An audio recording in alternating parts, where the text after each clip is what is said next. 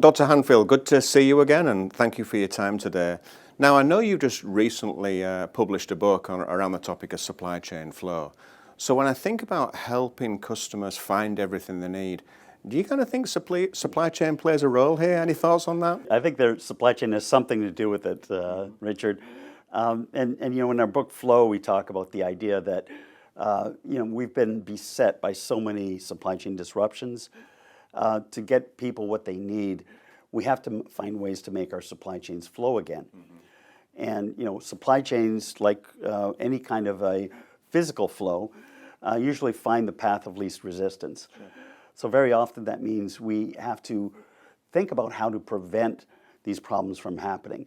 We have to think into the future about potential problems that might occur, and how do we get products to flow again to retail shelves, or you know, to last mile delivery in advance of that customer need. So I guess looking behind and looking at what happened over the last few months or even years, and using that to kind of predict the future, probably not as important now as it used to be, because with all the complexity and volatility we see in the supply chain today.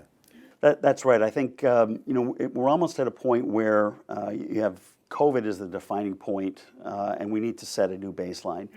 I think a lot of the seasonality factors that we used in forecasts in the past don't necessarily apply anymore. And we're in a really a different post-COVID environment today.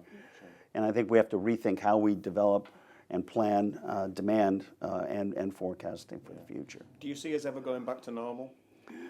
I don't think so. No. I really think we're in a completely new period right now.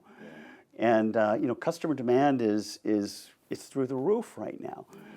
And you know, we've seen continued shortages. Despite inflation, customer demand is still up.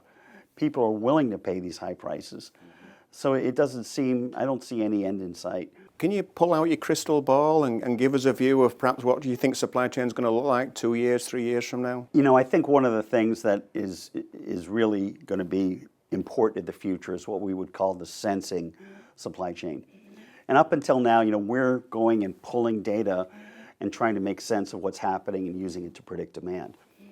I think in the future, the data will be coming at us. Everything will have a sensor. You know, these cameras, the thermostat, even the shelves where we buy the food. And that data is going somewhere, and it's got to find a location to go to.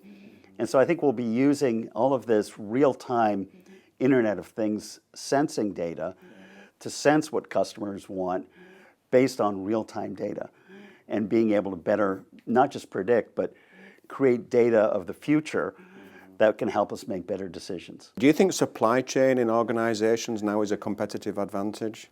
It certainly is a competitive advantage. I think you know, the best supply chains will win. I've always said this, that they're effectively the unit of analysis in a competitive strategy. If your supply chain isn't functioning, you can't win in business. And it's more than just cost now. More than anything else, it's the right assortment, the right product, of course, the right place. You know, and these are all key elements in marketing that increasingly are much more dependent on the capabilities of the supply chain. That's great. Awesome. Well, again, thank you again, and appreciate your time. My pleasure. Thanks, Richard.